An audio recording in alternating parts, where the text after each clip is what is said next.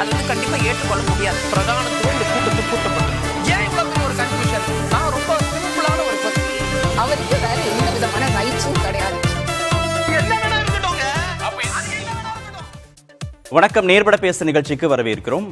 அதிமுக பாஜகவுக்கு முன்பாக கூட்டணி இறுதி செய்திருக்கிறது திமுக.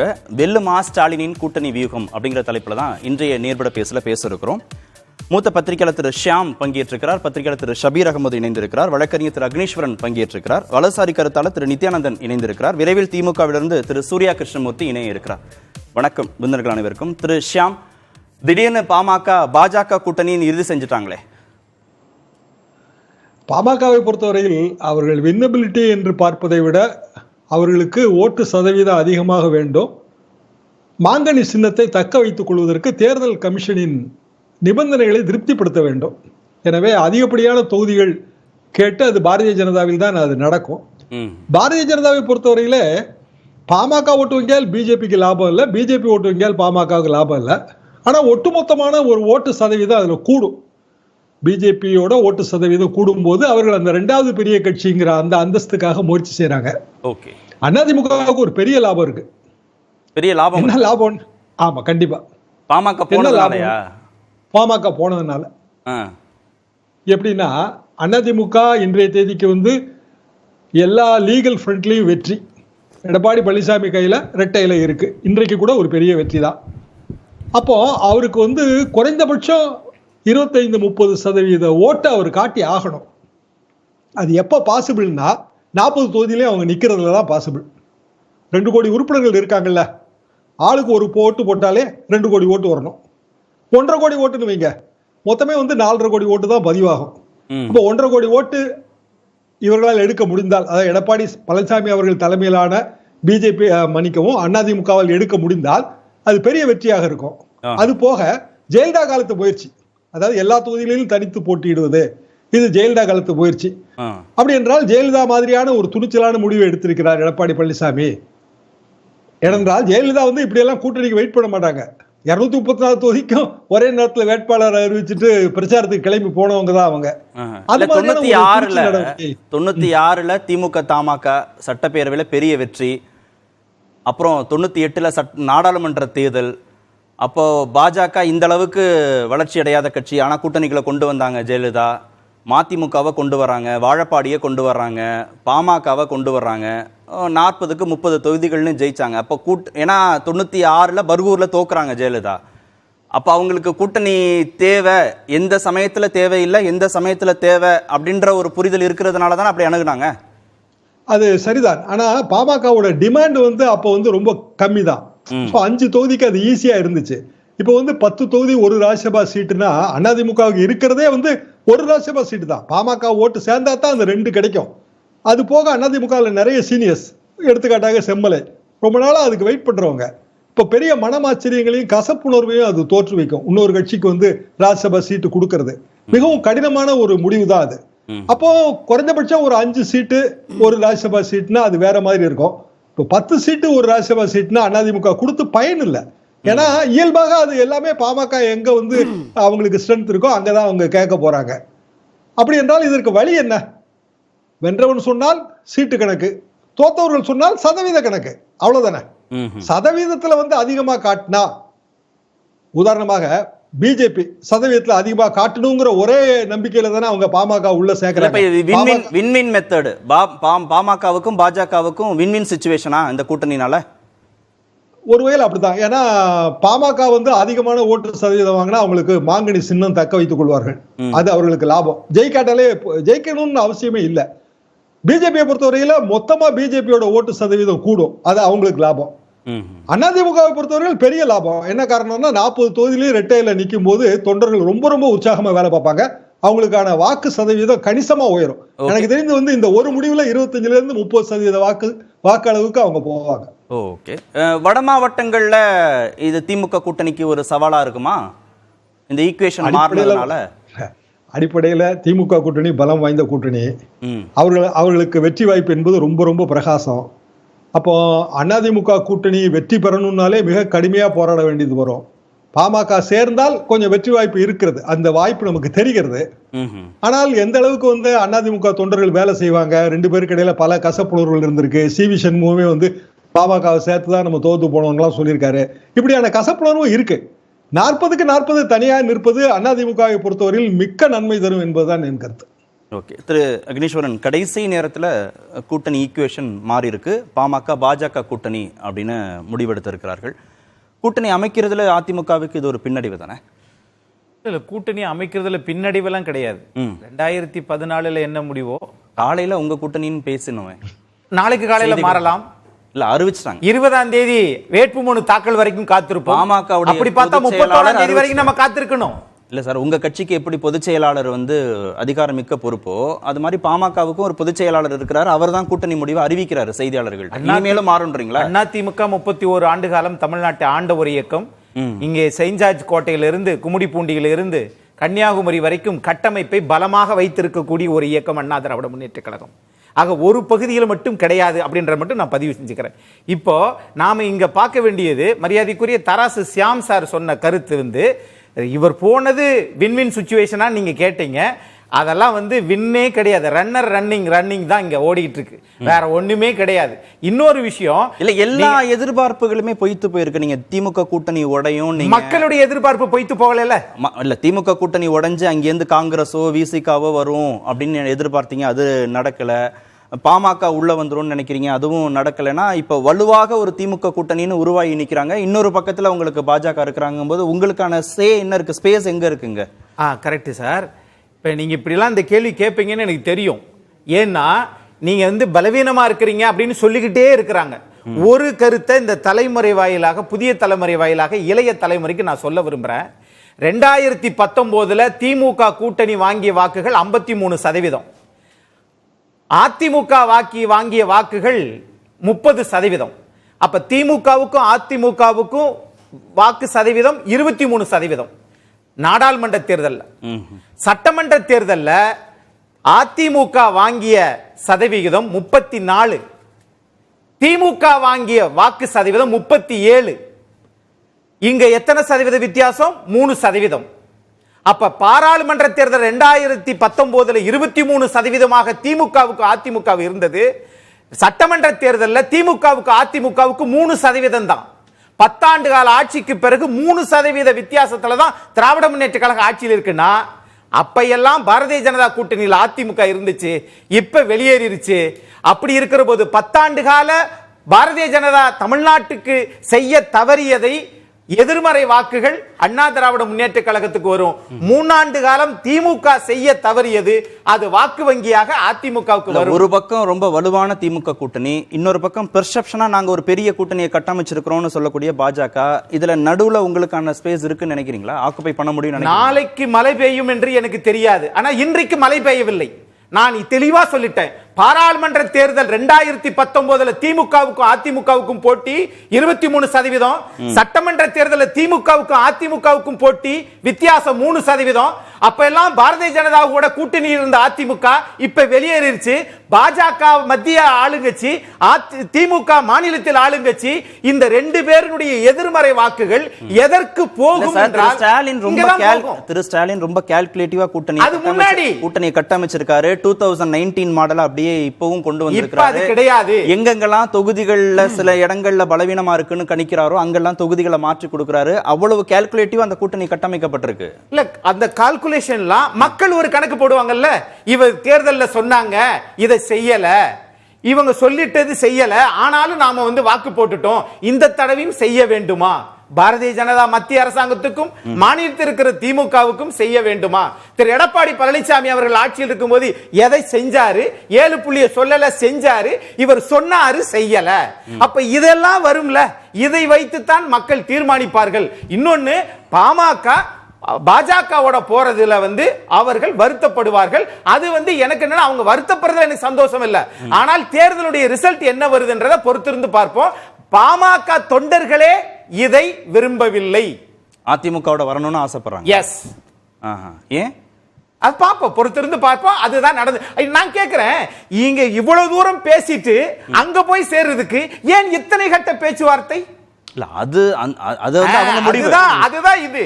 இல்ல அது தொண்டர்களின் விருப்பம் மீறி போறாங்களா? அது விருப்ப ஏற்கனவே பாரதிய ஜனதா கூட்டணி வச்சதுதானே அதிமுக இவ்வளவு தொடர் சரிவை சந்திச்சிச்சு. இப்ப நீங்களும் போய் அங்க போறீங்களே, நீங்க உங்களுக்கும் அதுமா கிடைக்கும். வடிவேல் சொன்னதுதான், போகாதீங்கப்பா வின்-வின் சிச்சுவேஷன் சொன்னார்ல. ஆனால் சார் கரெக்ட் சார் உங்களுக்கு வாக்கு சதவீதம் பாஜகவுக்கு ஏறப் சொன்னாரு.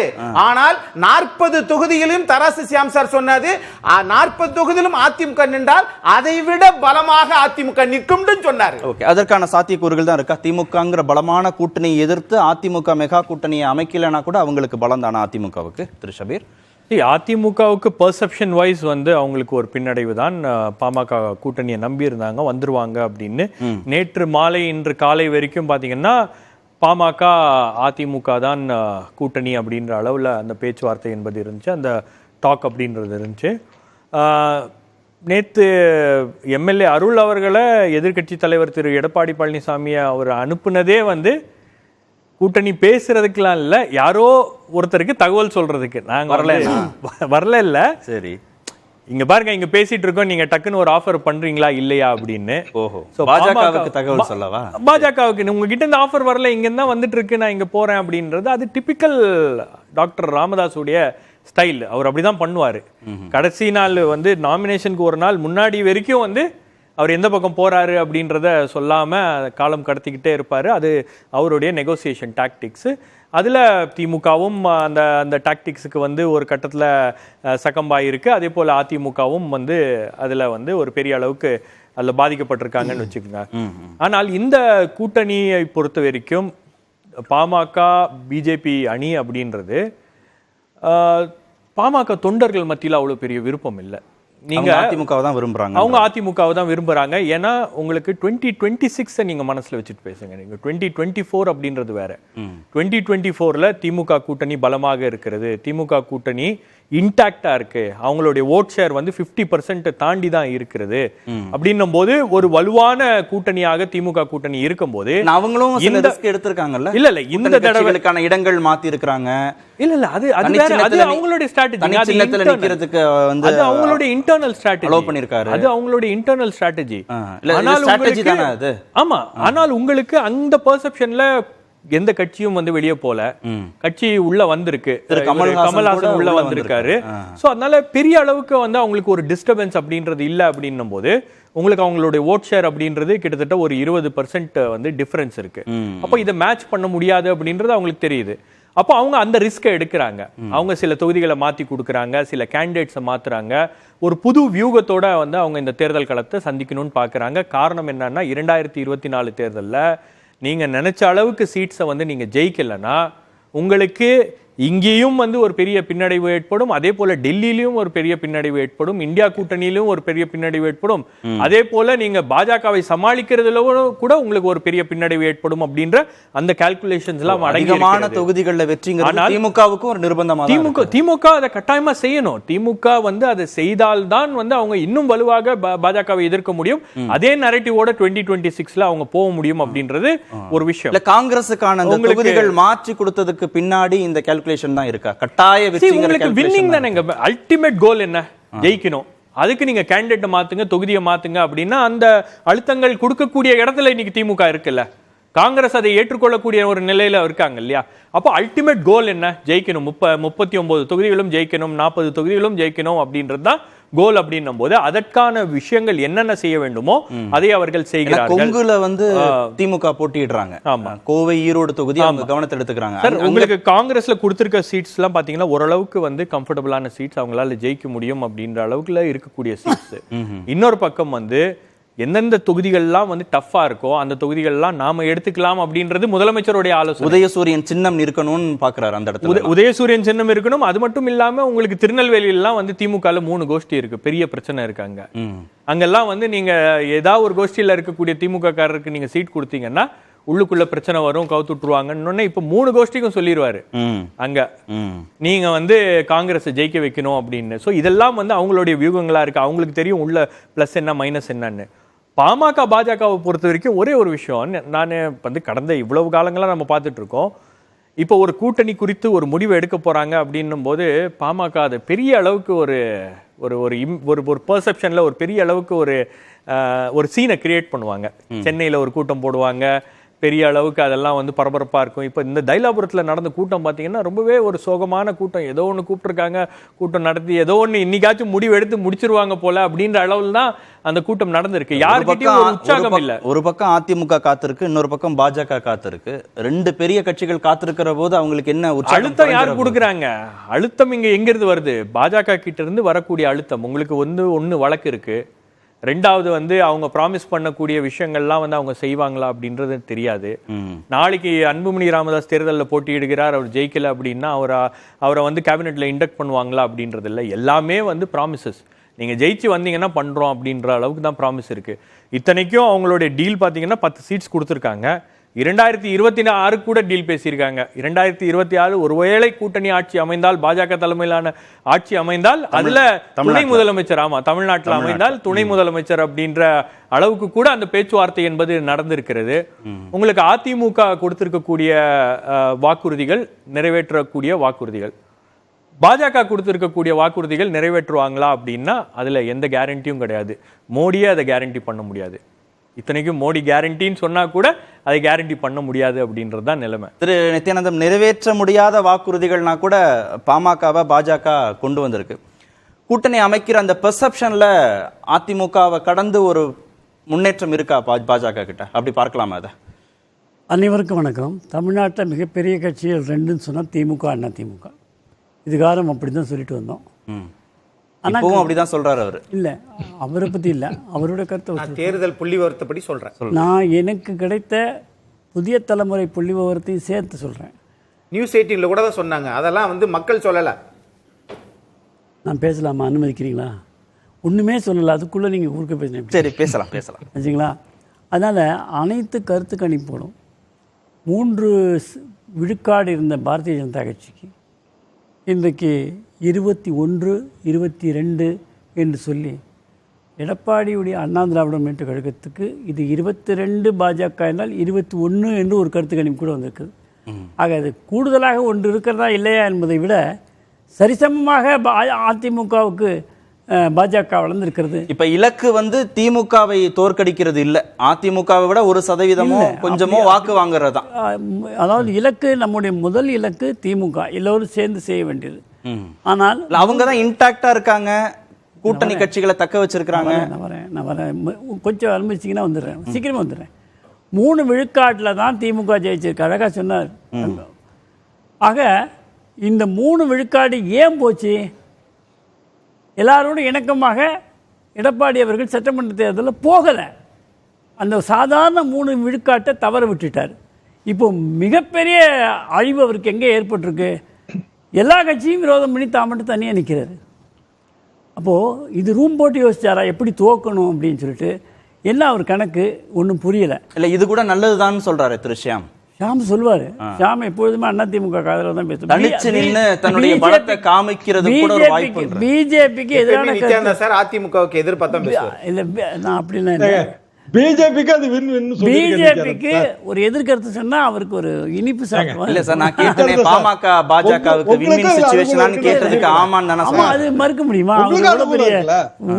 ஊடகத்துல எவ்வளவு வருஷமா இருக்காரு. நான் சின்ன பையனா இருக்கும்போது, அவர் சின்ன பையனா இருக்கும்போது ஊடகத்துல பார்த்துருக்காங்க. அதனால சின்ன பையன் அது ஒரு முடிவு வந்துரும். எல்லாவற்றையும் அவர் மூடி மறைக்க முடியாது. அதனால வின் வின் சிச்சுவேஷனான்னு கேட்டபோது ஆமா அப்படிதான் சொன்னாரு. உடனே வின் வின் சிச்சுவேஷன் சொல்லல அவரு. எங்க உங்களுக்கு ஓட்டு சதவீதம் கூடு சார். இருங்க ஐயா, கொஞ்சம் இருங்க ஐயா. நீங்க கேட்ட கேள்விக்கே நான் பதில் சொல்ல முடியல. இவ்வளவு நேரம் வரலையா பதில்? நீங்க கேட்ட கேள்வி பேச விட மாட்டேங்கிறீங்களே. இலக்கு திமுகவான்னு கேட்டீங்க. இலக்கு திமுக தான். அவங்க பெரிய கூட்டணியா அமைச்சிட்டாங்க. ஆனா நீங்க என்ன சொன்னீங்கன்னா எடப்பாடியும் பாஜகவுக்குமான ஒப்பீடா தான் நீங்க சொன்னீங்க. அதுக்காக இலக்கு திமுக இல்லையா? ஆமா. அப்போ இந்த எடப்பாடிக்கு முதல் எதிரியாக திமுக படவில்லை. அப்போ நம்ம அவரை வச்சு தான் நம்ம இதெல்லாம் செய்ய முடியும்னு நினைச்சோம். பிரதான எதிர்கட்சியாக இருக்கக்கூடிய ஒரு கட்சியை வச்சு தான் நம்முடைய வளர்ச்சியும் சேர்த்து சிறப்பாக செய்யலாம்னு நினைச்சோம். அதுக்கு ஒத்துக்கலை. அவர் போயிட்டு அதான் ரூம் போட்டு யோசிச்சு இப்படி போயிடுறோம், எப்படி தோக்குறதுன்னு யோசிக்கிறான்னு நினைக்கிறேன் ஒரு தேர்தலையும்.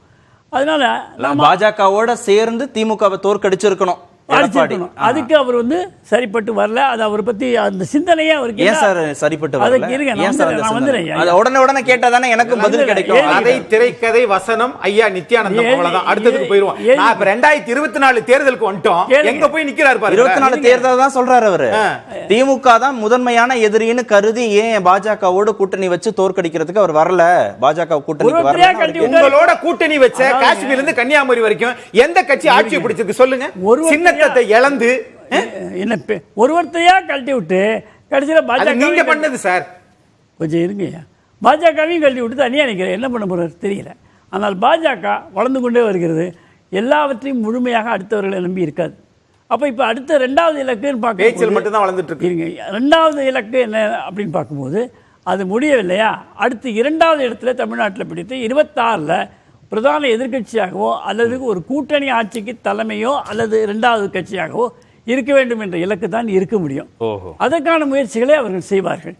பாராளுமன்ற தேர்தலில் 400 சீட்டுகள் தென்னகத்தை எல்லாம் மிக குறைவான தமிழ்நாட்டில் வாக்கு சதவீதத்தை உயர்த்துவது மட்டும்தான் இலக்கு. வாக்கு சதவீதத்தை உயர்த்தி தமிழ்நாட்டுக்கான வாக்காளர்கள் பாஜகவிற்கான நேரடியான ஆதரவு வாக்காளர்கள் இருக்க வேண்டும். திமுக பெரிய கூட்டணி தொகுதிகளை மாற்றி கொடுத்திருக்காங்க. அந்த விஷயத்துல நிறைய ஸ்ட்ராட்டஜி கமலஹாசன் உள்ள கொண்டு ஒரு வரியில முடிச்சிடலாம். திமுக கூட்டணி கடந்த காலத்தில் இருந்த அதே கூட்டணி தான். பழைய கல்லு புதிய மொந்த, அவ்வளவுதான். அப்போ அன்னைக்கு அவங்க எதிர்கட்சியா அவங்களை எதிர்த்து நீங்க வாக்கு சதவீதத்தை உயர்த்திட முடியுமா? ஏன் முடியும்னு சொல்றேன். அதுக்கு தான் நான் கொஞ்சம் எனக்கு பேச விடுங்க. சொல்லுங்க. அதாவது திமுக அன்றைக்கு எதிர்கட்சி, பிரதமரை தெருவிலே கூட வர முடியாதுன்னு சொல்ற அளவுக்கு மிரட்டல் செய்த கட்சி, அப்படி போராட்டங்களை நடத்திய கட்சி. அந்த நேரத்தில் எல்லாரும் ஒன்னா சேர்ந்து எப்படியாவது அதிமுக ஆட்சியை வீழ்த்த வேண்டும் என்று சொல்லி அவர்கள் வந்தார்கள். அப்பொழுது அவங்களுக்கு மோடி எதிரியில மோடியை விமர்சனம் பண்ணாலும் கூட அதிமுக ஆட்சியை அகற்ற வேண்டும் என்றுதான் அவர்கள் செய்தார்கள். அப்படி செய்து ஆட்சிக்கு வந்த பிறகு நீங்க கேட்டீங்கல்ல, நாடாளுமன்ற தேர்தலில் சொல்றீங்களா? இல்லைங்க, சட்டமன்ற 2019 நாடாளுமன்ற தேர்தலில் மோடி எதிர்ப்பதான வீரியமா வச்சாங்க. சட்டமன்ற தேர்தலையும் சொல்றேன், நாடாளுமன்ற தேர்தலையும் சொல்றேன். அதிகமா வந்தாங்க, மோடி எதிர்த்தாங்க. ராகுல் பிரதமர் வேட்பாளர்னு சொன்னாரா இல்லையா? ஆமாங்க, நாடாளுமன்ற மோடி எதிர்த்தாரா இல்லையா? நான் ஒரு புரிதலோட சொல்றேன். நாடாளுமன்ற தேர்தலில் அவங்க ராகுல சொன்னாங்க, நம்ம மோடியை சொல்றோம். ஆமா, நம்ம நாடாளுமன்ற தேர்தலில் தானே பேசுறோம். இப்போ வந்து நாடாளுமன்ற தேர்தல் சொன்னாலும் கூட மக்கள் 3 ஆண்டுகளில் சட்டமன்றத்துக்கு முக்கியத்துவம் கொடுக்கக்கூடியவர்கள். அவர்கள் என்ன பண்ணாங்க, இன்றைக்கு அதிருப்தியில் இருக்காங்க. மக்கள் 3 ஆண்டுகளிலே இவ்வளவு வேகமாக அதிருப்திக்கு போன ஒரு ஆட்சி இருக்குமானால் இந்த விடியல் ஸ்டாலினுடைய ஆட்சியாக எவ்வளவு அதிருப்தி இருக்கு இந்தியாவில். அதனால மோடி மேல அதிருப்தி. ஆச்சரியமா இருக்கு பாருங்க. நீங்க திரு ஸ்டாலின் குறித்து திமுக குறித்து விமர்சிக்கிற போது திரு அக்னீஸ்வரன் தமிழ்நாட்டு நலன் குறித்து, இந்த தேச நலன் குறித்து பங்காளிகள் ஒத்துக்கிறீங்க. திமுக அதிமுக பங்காளிகள்னு ஒத்துக்கிறீங்க. ஜெயலலிதா, எம்ஜிஆர் மதவாதிகளை விட பங்காளிகள் பகையாளிகள் உயர்ந்தவர்கள் தான். அப்போ அந்த வாக்கு எண்ணிக்கை திமுகவில் குறையும். எதிர்ப்பு வாக்கு, அண்ணா திமுக நம்பிக்கையை கொடுக்கவில்லை. அப்ப அண்ணா திமுக இருக்கக்கூடிய அதிருப்தியாளர்களும் திமுகவுடைய அதிருப்தியாளர்களும் புரிஞ்சிருச்சு. திமுக எதிர்ப்பு வாக்குகள் அதிமுகவுக்கு போகாம உங்களுக்கு வரும், பாஜகவுக்கு. ஆனாலும் அதை ஆக்கப்பூர்வமான பாசிட்டிவ் ஓட்ஸாக தக்க வச்சுக்கணும் அப்படிங்கறதா பாரதிய ஜனதாவுடைய முயற்சியாக இருக்கு. எக்ஸாம் புயலுக்கு மட்டும் அந்த பாசிட்டிவ் ஓட்ஸ் வராதே. பேரிடர அறிவிக்கவே இல்லையே. நான் வழக்கறிஞர்னு சொல்லியிருக்கேன். திருவள்ளுவர் எப்ப பிறந்தாருங்க? வழக்கறிஞர்னு சொல்லியிருக்கேன். அதிமுக சார்பா பேசுறீங்கன்னு சொல்லியிருக்கேன். நீங்க இவ்வளவு தூரம் திமுகவுக்கு சப்போர்ட் பண்ணா அவர் மக்கள் பார்த்துக்கிட்டு தான் இருக்காங்க. ஏதாவது ஒண்ணு செய்யுங்க, நானே ஆதரிக்கிறேன், மக்களும் ஆதரிப்பாங்க. வலிமையான கூட்டணியை திமுக கட்டமைச்சிருந்தாலும் திமுக எதிர்ப்பு வாக்குகள் அப்படிங்கிறது அதிமுகவுக்கு போகாது. அதிமுக கூட்டணி பலமும் இல்லை, அதிமுக மேல நம்பிக்கையும் இல்லாதனால அது பாஜக கூட்டணிக்கு வரப்போகுது. பாஜகவுடைய வாக்கு சதவீதம் உயரப்போகுது. இலக்கு வாக்கு சதவீதத்தை உயர்த்துவது தான் திமுக இப்போதைக்கு இலக்கு. அதுதான் அடிப்படையில் 2 விஷயம். 2022 ஜூன் ஜூலையில் நாமக்கல்ல திரு எடப்பாடி பழனிசாமி அவர்கள் ஒரு பேட்டி கொடுக்குறாங்க. இப்போது இருக்கிற கூட்டணியை விட மிக வலுவான கூட்டணியை நாங்கள் அமைப்போம் அப்படின்ட்டு. அதற்கு பிறகுதான் பாஜக கூட்டணியை அவர்கள் விட்டுட்டு வெளியில் வராங்க. அதற்கு பிறகு தொடர்ந்து மீண்டும் மீண்டும் மீண்டும் நாங்கள் வலுவான கூட்டணி அமைப்போங்கிறத கன்சிஸ்டண்டாக சொல்லிட்டே வந்துட்டு இருக்காங்க. கடந்த 23ஆம் தேதி பிப்ரவரி மாதம் உச்சமாக போய் திமுக கூட்டணி உடையும், ஏறக்குறைய அதில் பல காங்கிரஸ் தவிர மிச்ச கட்சிகளுடைய தொகுதி பங்கீடு வரைக்கும் ஏறக்குறைய நிறைவடைந்திருந்த ஒரு தருணத்தில் திமுக கூட்டணி உடையும், பல கட்சிகள் இங்கே வருவார்கள் என்று ஒரு ஆர்வத்தை, ஒரு எதிர்பார்ப்பை, ஒரு நம்பிக்கையை எடப்பாடி பழனிசாமி அவர்கள் சொன்னார். இன்னைக்கு அவர் வகித்து கொண்டிருந்த ஒரு கூட்டணி இருக்குல்ல, அந்த கூட்டணியிலிருந்து பாஜகவை மட்டும்தான் வெளில அனுப்பிட்டாங்க, மிச்சம் எல்லாம் இன்டாக்டா இருந்தாங்க அப்படிங்கிற ஒரு பிம்பம் இருந்தது. இன்னைக்கு அதுவும் இல்லை. கடைசியாக பாமகவும் பாஜகவை நோக்கி நகர்ந்திருக்கிறார்கள். அப்ப எடப்பாடி பழனிசாமி அவர்கள் முற்று முழுதாக தனித்து விடப்பட்டிருக்கிறார். தமிழ்நாட்டில் எந்த ஒரு கட்சியும் எடப்பாடி பழனிசாமி அவர்கள் தலைமையிலான அதிமுகவை நம்புவதற்கு தயாராக இல்லை அப்படிங்கிறது. பாஜக பலம் பெற்றிருக்கு, அதுக்கு அடுத்து வரேன். அப்படி ஏத்துக்கிறீங்க. இது ஒண்ணு. ரெண்டாவது, பாமக அங்க போறதுனால அது பாஜகவுக்கு வின்வின்னா, பாமகவுக்கு வின்வின்னா, அதிமுகவுக்கு வின்னிங் சிச்சுவேஷனா அப்படிங்கிறீங்க. ஒரே ஒரு விஷயம் தான் சார், பாமக அதிமுக வராங்க அப்படின்னா இந்த 1-0 முன்னாடியா பின்னாடியா அப்படிங்கிறது, வாக்கு சதவீதம் கூடுதா அப்படிங்கிறதெல்லாம் நம்ம பேசலாம். ஆனால் பாஜக என்பது தமிழ்நாட்டில் ஒரு நெகட்டிவ் ஃபோர்ஸாக பார்க்கப்படுகிறது. அதனாலதான் அதிமுக அந்த கூட்டணி விட்டே வெளில வராங்க. பாஜகவோடு இருந்தால் தனக்கு இருக்கிற வாக்கும் போயிடுங்கிற பயத்துல தான். வந்தவங்களை மட்டும் பேசுறீங்க, போனவங்களை போய் கூட்டணி சேர்ந்தவங்களையும் பேசணும்ல. பாஜக மேல நம்பிக்கை இருக்கிறதுனால போய் கூட்டணி சொல்றேன். எடப்பாடி பழனிசாமி தமிழ்நாட்டின் பிரதான எதிர்க்கட்சி தலைவர். கிட்டத்தட்ட சட்டமன்றத்தில் திமுகவுக்கு அடுத்து அதிகப்படியான எண்ணிக்கையில் எம்எல்ஏக்களை கொண்டிருக்கக்கூடிய, வாக்கு சதவீதத்திலும் திமுகவிற்கு அடுத்து கொண்டிருக்கக்கூடிய ஒரு எதிர்க்கட்சி தலைவர், ஒரு கட்சி அதிமுக. அந்த கட்சியே தன்னுடைய சொந்த வாக்கு வங்கிக்கு பாஜகவோடு இருந்தால் பங்கம் வந்து விடுங்கிற பயத்துல வெளியில வராங்க. அப்ப பாஜக என்பது தமிழ்நாட்டில் ஒரு நெகட்டிவ் ஃபோர்ஸ். அந்த நெகட்டிவ் ஃபோர்ஸோடு நீங்க 1, 4, 10 எதை கொண்டு போய் சேர்த்தீங்கனாலும் அது 0க்கு கீழே தான் நிக்குமே தவிர அதனால எந்த விதமான மாற்றங்களையும் கொண்டு வர முடியாது. அப்ப அந்த அடிப்படையில் இது யாருக்குமே வின்-வின் சிச்சுவேஷன் இல்லை அப்படிங்கிறது தான் நம்ம பார்க்க வேண்டியிருக்கிறது. மூணாவது குறிக்கிட்டீங்களே, வேற ஒன்றும் இல்லைங்க. அதிமுக பாரதிய ஜனதாவோட இருந்தால் வெற்றி பெற முடியாதுன்னு வெளியில் வரல. மோடி அவர்கள் பக்கத்திலேயே போன மாதம் உட்காந்துருந்தார். அது வரைக்கும் பாரதிய ஜனதா கூட சேர்ந்தால் நல்லா இருக்க முடியும்னு தெரிஞ்சுது. ஆனால் அவர் கேட்ட சில நிபந்தனைகளை பாஜக அன்றைக்கு ஏற்றுக்கொள்ளவில்லை. என்ன காரணம்னு நீங்க சொல்லுங்க சார். எடப்பாடி பழனிசாமி அவர்கள் இது வரைக்கும் சொல்லல, நீங்க சொல்லுங்க என்ன காரணம். அது அவர்களுக்குள்ளதான் தெரியும். அப்படி போயிட்டு வந்தவர் அடுத்த நாள் ஏன் மாறினாரு? இல்ல, நிபந்தனைகளை ஏற்றுக்கொள்ளவில்லைங்கிற வரைக்கும் உங்களுக்கு தெரிஞ்சிருக்கு. இல்லைங்க, டெல்லியில கலந்துகிட்டு மோடி பக்கத்துல உட்கார்ந்துட்டு அந்த மரியாதையும் பெற்றுக்கொண்டு அடுத்த 2வது நாள்ல இந்த முடிவு எடுக்கிறாருன்னா அங்க உள்ள பேச்சு தான் காரணமா இருக்க முடியும். பாஜகவோடு சேர்ந்தா வெற்றி பெற முடியாது என்பது காரணம் அல்ல, சிறுபான்மை வாக்குகள் கிடைக்காது என்பதும் காரணம் அல்ல. இல்ல, ஒரு விஷயம் என்னன்னா, அங்க அதிமுக தலைவர்களை இங்க இருக்கக்கூடிய மாநில தலைமை கொச்சைப்படுத்தி பேசுமா, ஊழல்வாதி அப்படின்னு சொல்லுவாங்களா? ஆனா அதே தேசிய தலைவர்கள், பிரதமராக இருக்கட்டும் அல்லது அமித்ஷாவாக இருக்கட்டும், அவங்கெல்லாம் இங்க வரும்போது அதே எந்த தலைவர்களை இங்க இருக்கக்கூடிய பாஜகவுடைய மாநில தலைவர் அண்ணாமலை கொச்சையாக பேசுகிறாரோ அதே தலைவர் பேரை சொல்லி வாக்குகளை கேட்பாங்களா? அப்போ இந்த முரண்பாடான அரசியல் அப்படின்றது தமிழ்நாடு மக்கள் பார்க்குறாங்க, இதை புரிஞ்சுக்கிறாங்க. இன்னைக்கு பாமக அல்லது மற்ற கட்சிகள்லாம் பாஜகவோட கூட்டணிக்கு போயிருக்காங்க அப்படின்னா சும்மா பேச்சுவார்த்தையின் அடிப்படையிலாம் போல, ஒரு பெரிய அளவுக்கு அழுத்தம் என்பது கொடுக்கப்பட்டிருக்கிறது. இன்னைக்கு எலக்டரல் பாண்ட்ஸ் மூலமாக செய்ய முடியாத பல வேலைகளை இடியும் செய்கிறது, சிபிஐயும் செய்கிறது. சிபிஐ வழக்குகளும் இந்த கூட்டணி பேச்சுவார்த்தைகள்ல ஒரு முக்கியமான பங்கை வகிக்கிறது அப்படின்றத நம்ம புரிஞ்சுக்கிறோம். அன்புமணி ராமதாஸ் மீது ஒரு வழக்கு இருக்கிறது. அந்த வழக்கு இந்த கூட்டணி அமைவதற்கு ஒரு மிக முக்கியமான காரணமாக இருக்கிறது. லைகா மீது ஒரு இடி வழக்கு என்பது இருக்கிறது.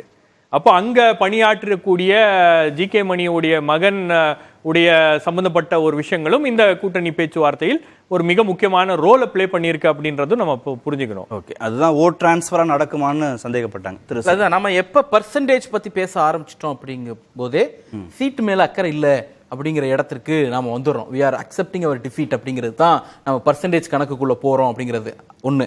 இன்னொன்னு, தனித்து நாங்கள் நிற்பதற்கு தயாராக இருக்கிறோம்னு அதிமுக இன்றைக்கு பேச தொடங்கி இருக்கிறார்கள். இன்னைக்கு பிபிசியில கொடுத்திருக்கக்கூடிய அந்த பைட்ல கூட நாங்கள் தனித்து நிற்க தயார்னு ஜெயக்குமார் அவர்கள் பேசியிருக்கிறார்.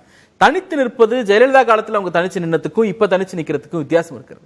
ஜெயலலிதா காலத்தில் கூட்டணி வைக்க நிறைய பேர் இருந்தும் தனிச்சு நின்னாங்க. இன்னைக்கு வாங்க வாங்கன்னு அழைத்தும் யாரும் வராததுனால தனித்து நிற்கிறாங்க அப்படிங்கிறது வித்தியாசம் இருக்கிறது. 50% இருந்துச்சு, 33% ஆனிச்சு, 20% 3% தான் கேப் அப்படின்னு அக்னீஸ்வரன் அண்ணா சொன்னாங்க. ஒரே ஒரு விஷயம் தான், 50% 30% சரிஞ்சிச்சு, அதை சேர்த்து பேசுங்க. 3% தான் கேப் அப்படின்னா இது என்ன கணக்கு? 50ல இருந்து 30 குறைஞ்சது அப்படிங்கறத இல்ல முடிச்சறேன் 50ல இருந்து 30 குறைஞ்சது அப்படிங்கிறது தான் அதுல விஷயம். எடப்பாடி பழனிசாமி அவர்கள் அதிமுகவுக்கு தலைமையேற்ற பிறகு எந்த ஒரு தேர்தலிலையும் அவங்க குறிப்பிட்ட வாக்கு சதவீதத்தையும் அதிகப்படுத்தல, எம்எல்ஏக்கள் எம்பிக்கள் உள்ளாட்சி பிரதிநிதிகளுடைய எண்ணிக்கையும் அதிகப்படுத்தல, எந்த ஒரு தேர்தலிலும் அவர்கள் வெற்றியும் பெறல அப்படிங்கிற அடிப்படையில் எதிர்க்கட்சியா உட்கார்ந்து சார், கீழே எல்லாம் போல 10 வருஷம் ஆளுங்கட்சி எதிர்க்கட்சியா தான் உட்கார்ந்து இருக்கு. நீங்க 10 வருஷம் ஆட்சிக்கே வரல, அத பத்தி அத பெர்சன்டேஜ் இப்ப பேசுறமா? இப்ப தேவையில்லை. இல்ல, நான் என்ன கேக்குறேன், எடப்பாடி பழனிசாமி அவர்கள் பொறுப்பேற்ற பிறகு இதுவரைக்கும் ஒரு தேர்தலில் கூட அதிமுக வெற்றி பெறவில்லை. அப்ப மக்கள் நம்பிக்கையோ இன்னைக்கு எந்த கட்சியும், கூட இருந்த ஒரு கட்சி கூட இன்னைக்கு இல்ல அப்படிங்கும் பொழுது கூட்டணி கட்சிகளின் நம்பிக்கையோ பெறுவதற்கு அவர் இயலவில்லை அப்படிங்கிறது தான் யதார்த்தம். திமுக தனிச்சே நிக்க மாட்டேங்குதே, அப்ப என்ன பயம்? இல்ல, இன்னைக்கு நீங்க நம்பிக்கை இழந்துருச்சா? இல்ல, ஒரு விஷயம், எப்போ பெற்றிருக்கு? ஒரே விஷயம், நீங்க தனிச்சு நிக்கிறேங்கிறது யாரும் வராததுனால தனிச்சு நிக்கிறீங்க சார். இன்க்ளூசிவா இருக்கக்கூடிய ஒரு கட்சி எல்லாரும் இணைச்சு தான் பதில் சொல்லுங்க திரு கிருஷ்ணமூர்த்தி. 23% நாடாளுமன்றத்தில், சட்டமன்றத்தில் 3% வேறுபாடு திமுக அதிமுக. ஏன் 20% குறைந்தது திமுகவுக்கு? சார் 50 மோடி எதிர்ப்பு, இப்ப மோடி ஆதரவா? இல்ல, நீங்க எல்லாம் புரிஞ்சுங்க. 50% 30% குறைஞ்சிச்சுங்கிறது தான் பிரச்சனைங்கிறேன். நீங்க 3% பேசிட்டு இருக்கீங்க, 50% வாங்கிட்டு இருந்தவங்க 30% குறைஞ்சிட்டோம் அப்படிங்கறது அதிமுக 20% வீழ்ச்சியை பேச மாட்டீங்களே. சரி திரு ஷாம், கடந்த தேர்தலை விட இந்த முறை திமுக உதயசூரியன் சின்னத்துல குறைவான இடத்துல நிக்கிறாங்க. ஒப்பீட்டு அளவில் பார்க்கிற போது கூட்டணி கட்சிகளை தனிச்சின்னத்தில் நிற்கவும் அவங்க வந்து அனுமதி கொடுத்திருக்கிறாங்க. அது அவங்களுக்கு ஆனா பலமா பார்க்கணுமா, அல்ல வெற்றி வாய்ப்பை பாதிக்கக்கூடிய அம்சமாக அதை பார்க்கணுமா? திமுகவை பொறுத்தவரையில் கொஞ்சம் விட்டு கொடுத்து போயிருக்கிறார்கள் என்பதுதான் என் கருத்து. ஏனென்றால் உதயசூரியன் சின்னத்தில் நிற்பதுதான் ஒரு வகையில் சரி. என்னங்க பலவீனத்துக்கு வேற ஒரு சொல்லு விட்டு கொடுத்து போனது. சரி, அது எல்லா கட்சியுமே அப்படித்தானே. இப்போ பிஜேபி வந்து 10 தொகுதி பாமகவுக்கு விட்டு கொடுக்குது. அப்ப அவங்க நிக்க வேண்டிய தொகுதிகள்ல கணிசமா குறைச்சிருக்கீங்க. அப்புறம் இப்ப உதாரணமா நாகர்கோயில பிஜேபி நிக்குது, உங்களுக்கு தனி செல்வாக்கு இருக்கு. பாமக அங்க என்ன செல்வாக்கு இருக்கு? அரசியல் விமர்சனம். சரி, பாமகவோட தர்மபுரியில பிஜேபிக்கு என்ன செல்வாக்கு இருக்கு? அப்ப ஒட்டுமொத்த ஓட்டு சதவீதம் தானே இதுல கணக்கு. சரி, ரெண்டு தரப்புமே வெவ்வேறு ஓட் பாக்கெட் உள்ள கட்சி. இப்போ சிவகங்கையில டிடிவி நிக்கிறாருன்னா வெற்றி வாய்ப்பு இருக்கு, பிஜேபி கூட்டணிக்கே வெற்றி வாய்ப்பு இருக்கு. ஆனா அது வந்து ஒரு தனிப்பட்ட ஒரு நபரின் செல்வாக்கு. அப்படி தனிப்பட்ட நபர்களின் செல்வாக்குங்கிறது பிஜேபியிலே இருக்கு, நான் மறுக்கவே இல்லையா, முதல்ல இருந்து நான் மறுக்கவே இல்லையே.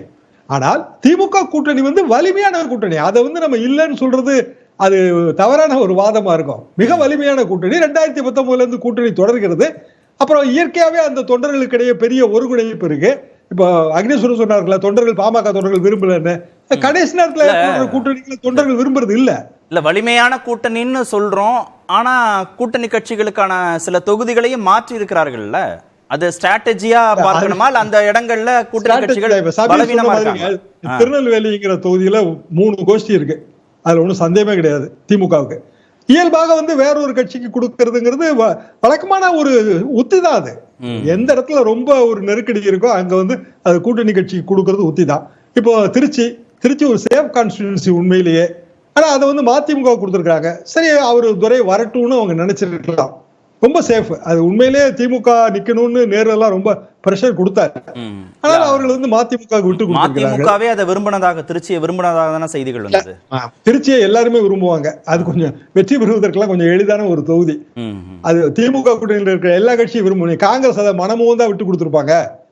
மயிலாடுதுறையில வந்து அவங்களுக்கு அடுத்த ஆப்ஷன் வரும்போது மயிலாடுதுறையில 4 வாட்டி காங்கிரஸ் ஜெயிச்சிருக்கு. அவங்க அந்த கணக்கெல்லாம் போட்டு மயிலாடுதுறை ஓகேன்னு அவங்க சொல்லியிருக்காங்க.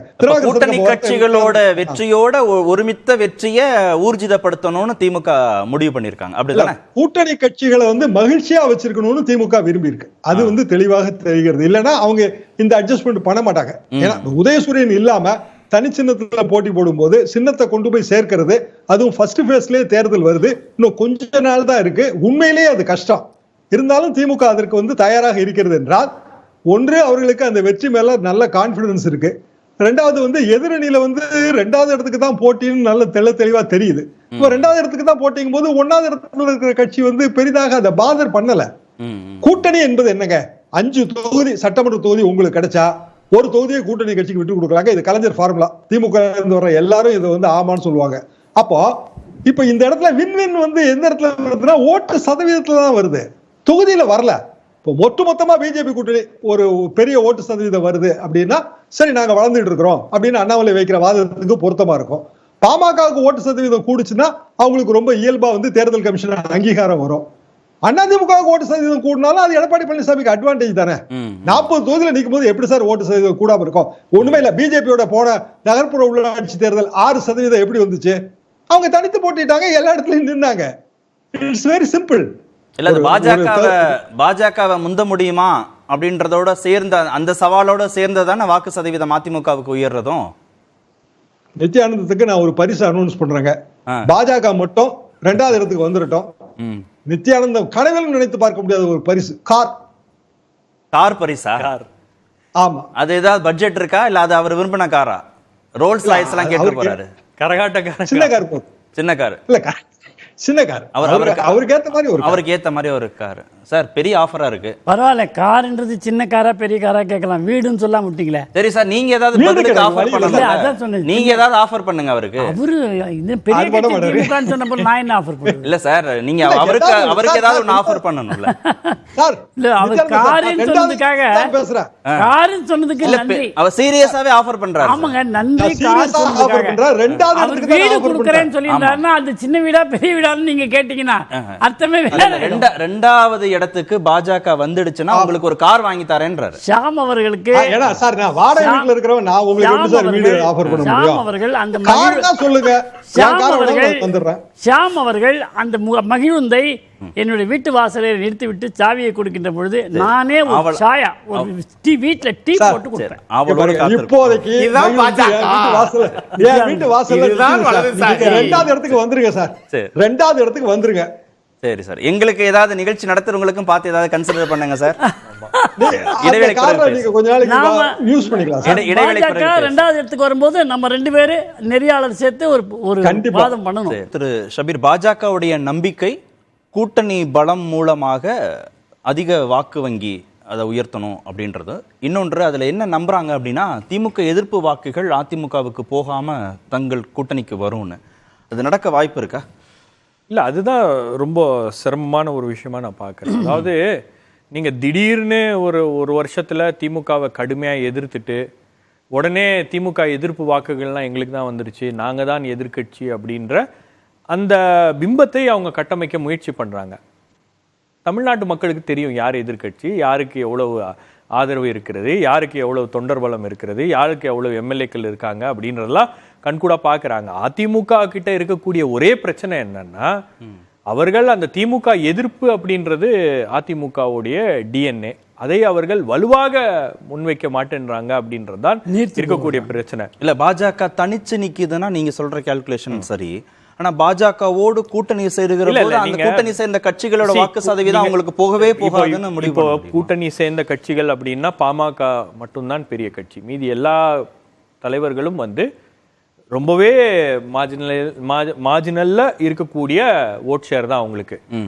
இது உங்களுக்கு பாஜகவுக்கு கை கொடுக்குமா இல்லையா அப்படின்றது ஒரு மிகப்பெரிய கேள்வி. தேர்தல் வரும்போது தான். தமிழகத்தை பொறுத்த வரைக்கும் உங்களுக்கு தமிழ்நாடு பாஜகவுக்கு எதிரான மனநிலையில இருக்கக்கூடிய ஒரு மாநிலம். அங்க போய் நீங்க கூட்டணி வச்சுக்கிட்டு நீங்க 2014 எடுத்துக்கோங்க சார். 2014 நரேந்திர மோடியோடைய பாப்புலாரிட்டி பீக்ல இருந்த சமயம் சார். நீங்க அப்பவே பெரிய அளவுக்கு அவங்களால மாத்த முடியலையே. அப்போ ஒரு பெரிய கூட்டணி இருந்துச்சு. இப்போ நீங்க ஓபிஎஸ்க்கு என்ன இது இருக்கு, என்ன ஸ்டாண்டிங் இருக்கு? நான் பொலிட்டிக்கலா அவர் செல்லா காசு ஆயிட்டார் அப்படின்லாம் சொல்ல மாட்டேன். ஒரு ஸ்டாண்டிங் என்ன இருக்கு? நீங்க பப்ளிக் பர்செப்ஷன்ல என்ன ஸ்டாண்டிங் இருக்கு? டிடிவி தினகரன் கடுமையா பாஜகவை எதிர்த்தாரு, கடுமையா பாஜகவை பேசினாரு. இன்னைக்கு நான் பாஜகவுக்கு ஒரு அணிலாக இருப்பேன் அப்படின்னா மக்கள் பார்த்து சிரிக்க மாட்டாங்களா? இல்ல, இது அதிமுகவுக்கு லாபமா, உங்களுக்கு அதாவது அதிமுகவுக்கு லாபமா? அதிமுகவை ஆதரிக்கக்கூடிய மனநிலையில இருக்கக்கூடியவர்கள் அந்த ஹார்ட்கோர் ஹிந்துத்துவா ஓட் போடுறவங்க பாஜகவுக்கு தான் வாக்களிப்பார்கள். பட் கொஞ்சம் அதிமுக வளர வேண்டும், அதிமுக இருக்க வேண்டும், அதிமுக நீடித்து நிலைக்க வேண்டும் நினைக்கக்கூடியவர்கள்லாம் இந்த தேர்தல்ல பாஜக வளர்ந்து விடக்கூடாது அப்படின்றதுக்காக வாக்களிப்பாங்க. இந்த வாக்கு தமிழ்நாடு வாக்களிப்பதே ஒரு கட்சி ஆட்சியில வந்துவிடக்கூடாது அப்படின்றது தான் வாக்களிப்பது. அது திமுகவுக்கும் அதிமுகவுக்கு தான் போவோம் அப்படின்னு பாக்குறேன். உங்களுக்கு ஓட் ஷேர்ல ஒரு மார்ஜினல் இன்க்ரீஸ் இருக்கலாம் பாஜக கூட்டணி. ஆனா பாஜக 2வது இடத்துக்கு வந்துருமாங்க. அப்படியே பாஜக எல்லா கட்சியும் எல்லா அதிமுக அப்படியே காலி பண்ணிட்டு எல்லா அப்படியே முன்னாடி வந்து திமுகவுக்கு ஒரு சேலஞ்சரா உட்கார்ந்துருவாங்க அப்படின்லாம் வந்து ஒரு கள நிலவரமே இல்லை அப்படின்றதா என்னோட திரு சூர்யா, இந்த பைபோலாரா இருதுருவ அரசியல்ல இப்ப நீங்க தொடர்ந்து பாஜகவை எதிர்க்கிற போது அந்த ஓட் டிரான்ஸ்ஃபர் வந்து ஷபீர் கணிக்கிறது வந்து அதிமுகவுக்கும் திமுகவுக்கும் லாபம் அப்படின்றார். ஆனா இருதுருவ அரசியல்ல எதிர்நிலையில இருக்கிறவங்க அப்படின்னு வருகிற போது பாஜக அவங்க எதிர்க்கிற போது அவங்களுக்கு வாக்கு சதவீதம் உயர்ந்துராதுன்னு ஒரு மனமா முடிவுக்கு வந்துட முடியுமா? இல்லை சார், பாஜகவுக்கு வந்து ஏன் அவங்க ஒரு பெரிய ஃபோர்ஸ் இல்லைன்னு நான் சொல்றேன் அப்படின்னா, வி கன்சிடர் தமிழ்நாடு அவர்களை நெகட்டிவ் ஃபோர்ஸாக பார்க்குது. அதுக்கு ஒரு முக்கியமான உதாரணம் 2019 விடுங்க. 2019 ஒரு 5 ஆண்டுகள் எதிர்ப்பு உணர்வை வந்து நம்ம குமுலேட் பண்ணி 2019 திமுக அதை எடுத்தோம். தொடர் பிரதமருடைய வருகைக்கு பிறகு சொல்றீங்க. நான் இப்ப சமீப நாட்கள்ல தொடரா பிரதமர் வராரு. அதாவது 2019 விடுங்க சார், 2019 5 ஆண்டு எதிர்ப்புணர்வுக்கு பிறகு வந்தது. இன்னைக்கு 10 ஆண்டு எதிர்ப்புணர்வு இருக்கு. 2014 கன்சிடர் பண்ணி பாருங்க. 2014 மிகப்பெரிய சாதகமான அலை இந்தியா முழுக்க அவங்களுக்கு வீசினுச்சு. அப்பவே தமிழ்நாட்டில் அவங்க நெகட்டிவ் ஃபோர்ஸ் தான். அப்ப பாஜக தமிழ்நாட்டில் நெகட்டிவ் ஃபோர்ஸாக இருக்கிறதுனால நீங்க என்ன கொண்டு போய் நீங்க அதுல ஆட் பண்ணீங்க. கோ பேக் மோடிங்கிறதையே நீங்களே மட்டுப்படுத்திருக்கீங்க. திமுக கூட்டணி கட்சியை மட்டுப்படுத்திட்டாங்க. பிரதமருடைய வருகை அது எண்ணிக்கை அதிகரிச்சிருக்கு. மத்திய அரசு திட்டங்கள் மூலமாக பயன்பெறக்கூடியவர்களுடைய எண்ணிக்கை கூடி இருக்கு. அது குறித்த விழிப்புணர்வு மக்கள்கிட்ட இருக்கு. இப்படி எல்லாம் பேசுறாங்கல்ல, அவங்களுக்கு ஆதரவாக பாஜக தரப்பு. ஒரே ஒரு விஷயம் தான், 2 விஷயம் சார். ஒண்ணு, இந்த கோ பேக் மோடிங்கிறத திருப்பி சொல்லிட்டே இருக்கீங்க. திமுகவினுடைய கூட்டணி கட்சிகள் அதிகாரப்பூர்வமா கோபேக் மோடிங்கிற பிரச்சாரத்தை எடுத்தது ஒரே ஒரு தருணத்துல தான், 2019க்கு முன்பே சொல்றேன். அந்த காவிரி விவகாரத்துல ஸ்கீமுக்கு விளக்கம் கேட்டு உச்சநீதிமன்றத்துக்கு போனாங்க இல்லையா, அந்த ஒரு அட்டம்ப்ட்ல மட்டும்தான் அதிகாரப்பூர்வமா அந்த பிரச்சாரம் முன்னெடுக்கப்பட்டது. மற்ற தருணங்கள்ல எல்லாம் தொண்டர்கள், தமிழ்நாட்டு மக்கள் தன்னியல்பா முன்னெடுத்த பிரச்சாரம் தான் அந்த பிரச்சாரம். இது ஒண்ணு. ரெண்டாவது, ஸ்கீம்ஸ் அதிகமா இருக்கு. நெகட்டிவ் ஃபோர்ஸ் குறைஞ்சிருக்கா குறையலையா? இல்ல, நீங்க இன்னொன்னு சொல்றீங்க ஸ்கீம்ஸ் அதிகமா இருக்குங்கிறீங்க. 2019லயாவது தமிழ்நாட்டிற்குன்னு பர்டிகுலரா அவங்க செய்த துரோகத்தை நம்மளால டேட்டாவோட பட்டியலிட முடியாம இருந்துச்சு. ஏன்னா இன்னைக்கு நம்ம ஓவராலா அவங்க மதச்சார்பின்மைக்கு எதிராக இருக்கிறாங்க, இந்தியா முழுக்க வெறுப்பை பரப்புறாங்க அப்படிங்கிற அடிப்படையில தான் எடுத்துட்டு இருந்தோம். இன்னைக்கு நேரடியாகவே தமிழ்நாட்டுக்கு மெட்ரோ காசு எங்கன்னு கேட்கிறோம், எய்ம்ஸ் காசு எங்கன்னு கேட்கிறோம், வெள்ள நிவாரண நிதி எங்கன்னு கேட்கிறோம். இப்படி நேரடியாகவே திரு அக்னியோட நிலைப்பாடு என்ன? நான் திரு சூர்யாட்ட கேட்டதுதான். அடிக்கடி பிரதமர் வருகிறார், மத்திய அரசு திட்டங்கள் குறித்து இங்க பேசுறாங்க, தொடர்ச்சியாக மத்திய அமைச்சர்கள் இங்க வர்றாங்க. அது வந்து பாஜகவுக்கு எந்த விதத்திலையும் கை கொடுக்காதுன்னு திமுக நினைக்கிற மாதிரி நீங்களும் நினைக்கிறீங்களா? அந்த பதில் சொல்றதுக்கு முன்னாடி சார், தமிழ்நாட்டு மக்கள் செயல்பாடுகளை, இந்த திட்டத்தை இவங்க செஞ்சாங்க, செல்வி ஜெயலலிதா அம்மா வந்து மடிக்கணினி கொடுத்தாங்க, சைக்கிள் கொடுத்தாங்க, இன்னும் இருக்குது, அது மாதிரி கலைஞர் ஒரு திட்டத்தை கொடுத்தார், இன்னும் இருக்குது அப்படின்னு சொல்லி ஏதாவது ஒரு திட்டத்தை மத்திய அரசு கொடுத்தது, நாங்கள் இதை செய்தோம், இதை பயன்படுத்துகிறோம் அப்படின்னு சொன்னா தான் மக்கள் ஆதரிப்பாங்க, அங்கீகரிப்பாங்கன்னு நினைக்கிறேன். ஆனால் திரு அண்ணாமலை அவர்கள் வந்ததற்கு பிறகு பெரும்பாலும் தேசிய கட்சிகள் தமிழ்நாட்டில் மாநில திராவிட கட்சிகளை இவ்வளவு தூரத்துக்கு எதிர்த்து வெகுண்டெழுந்து, நான் எதை இழந்தாலும் பரவாயில்லை, ஆனால் திராவிட கட்சியை நான் ஒழித்தே தீர்வேன் என்று தேசிய கட்சிகளில் இவ்வளவு இதா யாரும் வரல. ஆனால் திரு அண்ணாமலை வந்திருக்கிறார். அதற்காக ஒரு கூட்டம் போகத்தான் செய்யும். ஆனால் அது ஓட்டாக மாறுமா? செயல்பாடு எங்கே? அதுதான் ஒண்ணு. நீங்க கேட்ட கேள்விக்கு பதில், திரு இந்திய நாட்டினுடைய பிரதமர் அடிக்கடி வராரு, இதை நான் குறைத்து மதிப்பிடவில்லை. நான் அடிக்கடி மருத்துவமனைக்கு போறேன் என்றால் எனக்கு நோய் அதிகம் என்று பொருள். அடிக்கடி இங்கு வருகிறார் தேர்தல் நேரத்தில் என்றால் அந்த திட்டங்கள் மக்கள்கிட்ட போறல. நிறைய தமிழ்நாட்டுக்கு நம்ம எது அதனாலதான் இந்தியாவில் 39 நாடாளுமன்ற உறுப்பினரையும் ஒரே பேஸ்ல இந்தியாவிலே தமிழ்நாட்டு மட்டும் தான் கொடுத்திருக்காங்க. ஆனா காலங்கள் நிறைய கொடுத்திருக்காங்க. மாநில முதலமைச்சர் இன்னும் சில மாநிலங்கள் இருக்கு, இன்னும் கவனமா இருக்கணும்ன்றதை என்னுடைய பார்வை. தமிழ்நாட்டிற்கு அடிக்கடி வராருங்கும் பொழுது மக்கள் இயல்பாவே கேட்பாங்க, போன ஆண்டு ஏன் வரல, வெள்ளம் வந்த போது ஏன் வரல அப்படிங்கிற கேள்வியை. நேற்று அண்ணாமலை ஒரு தகவல் சொல்லியிருக்கிறார், போன ஆண்டு 4 முறை வந்திருக்கிறார் அப்படின்னு ஒரு தகவல் சொல்றார். அது அடிப்படையில் பொய்யான தகவல். பிரைம் மினிஸ்டர் ஆபீஸினுடைய அபிஷியல் வெப்சைட்ல அதுல அபிஷியல் விசிட், நான் அபிஷியல் விசிட் ரெண்டுமே பட்டியலிடப்பட்டிருக்கு. 2023 தமிழ்நாட்டிற்கு அவர் வந்தது ஒரே ஒரு முறை தான்.